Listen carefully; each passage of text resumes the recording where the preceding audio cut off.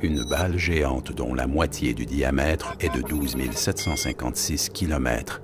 Elle s'élance dans l'espace à une vitesse énorme de 68 000 milles par heure à peu près. Elle s'appelle Terre. Cette Terre est entourée d'une enveloppe atmosphérique de 5 couches composée d'hydrogène, d'oxygène et de gaz inerte. En même temps, elle tourne autour d'elle-même à la vitesse de 1000 milles par heure. Non, je ne parlerai pas de la majesté de cet univers, ni de celui des galaxies effarantes par rapport auxquelles la Terre compte pour un grain de sable sur le flanc de l'Everest, et des chiffres d'années-lumière dont les zéros ne peuvent être comptés. J'ai entendu beaucoup de paroles de païens dans ce monde. Ce que je n'arrive pas à comprendre jusqu'à présent est l'argument qu'ils n'ont pas foi en Allah parce qu'ils ne peuvent le voir. Je ne sais pas comment ils ne peuvent le voir, alors que moi, je vois tout le temps son œuvre, dans tout centimètre carré de cet univers autour de moi. Pourquoi l'eau est-elle une exception dans toutes ses particularités? Pourquoi la Terre tourne-t-elle à une vitesse fixe et à un angle précis de 23,5 degrés?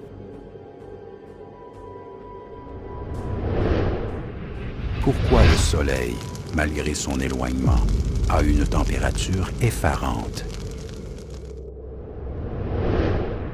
Pourquoi ces éléments et pas d'autres dans la composition de la couverture atmosphérique?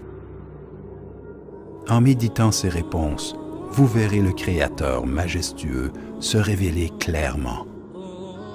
La Terre tourne autour de son axe à une vitesse de plus de 1000 milles par heure. Si cette vitesse venait à diminuer à 200 000 à l'heure, nos jours et nos nuits seraient 10 fois plus longs. Durant le jour, la température continuerait à augmenter jusqu'à nous enflammer, et la nuit, elle continuera à baisser jusqu'à nous congeler.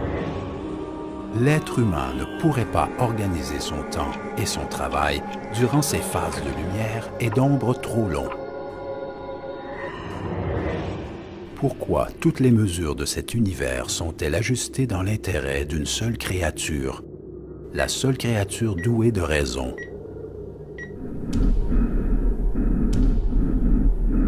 N'y aurait-il pas là un message que nous devrions percevoir?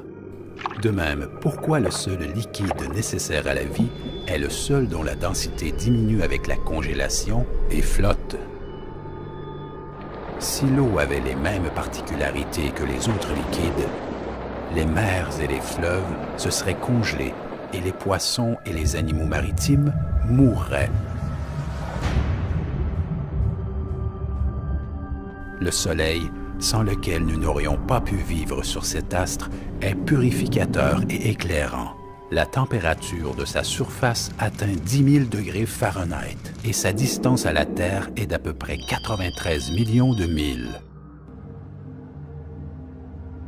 Cette distance n'augmente ou ne diminue jamais.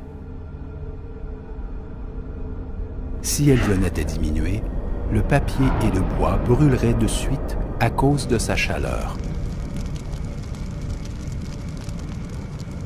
Si cette distance augmentait, le froid qui en résulterait anéantirait toute vie sur Terre. En sachant cela, vous saurez qu'il y a un Dieu miséricordieux qui a organisé cette petite mosaïque, la Terre, de la façon qui nous rend la vie facile. Cette Terre tourne autour du Soleil avec un angle de 23,5 degrés, ce qui a pour conséquence le changement des saisons et rend favorable la majorité des terres du globe à l'agriculture et l'habitation.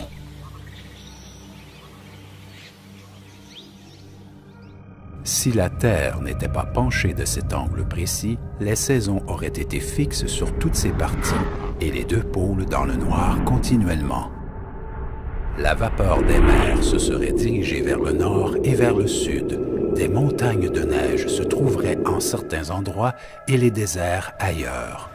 La seule alternative à cela est que la Terre soit penchée de 23,5 degrés.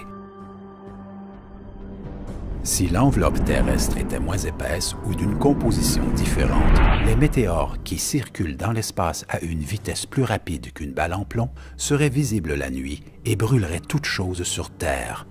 Ce qui est étonnant est que l'enveloppe terrestre ne permet que le passage d'une quantité infime des rayons solaires qui sont d'une importance chimique pour le développement des plantes et la suppression des microbes, et encore d'autres choses nécessaires à la Terre. La nature est-elle capable à elle seule d'organiser tous ces faits de manière précise et au moment qui convient? Cet équilibre indispensable à la Terre est très étonnant. L'air se compose de 6 gaz, dont 78% de nitrogène et 21% d'oxygène. Ces proportions très précises sont rassemblées pour convenir exactement à notre vie. Si cette vie n'était pas sous l'autorité d'une existence majestueuse et sage, comment y aurait-il eu cette force fabuleuse? C'est comme si toutes les choses s'étaient mises d'accord en une symphonie rythmée, uniquement pour nous. Mais la réponse est simple et facile. Il est le glorieux. Il est le sage. Il est le majestueux. Il est le grand. Il est le tout miséricordieux. Il est le puissant. Il est le généreux. Il est le bienfaisant. Il est le glorieux.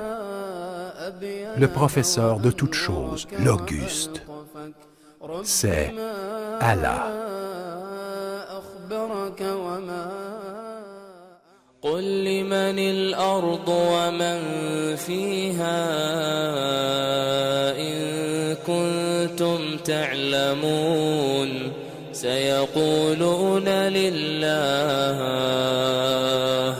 قل أفلا تذكرون قل من رب السماوات السبع ورب العرش العظيم سيقولون لله قل أفلا تتقون قل من بيده ملكوت كل شيء وهو يجير ولا يجار عليه إن كنتم تعلمون سيقولون لله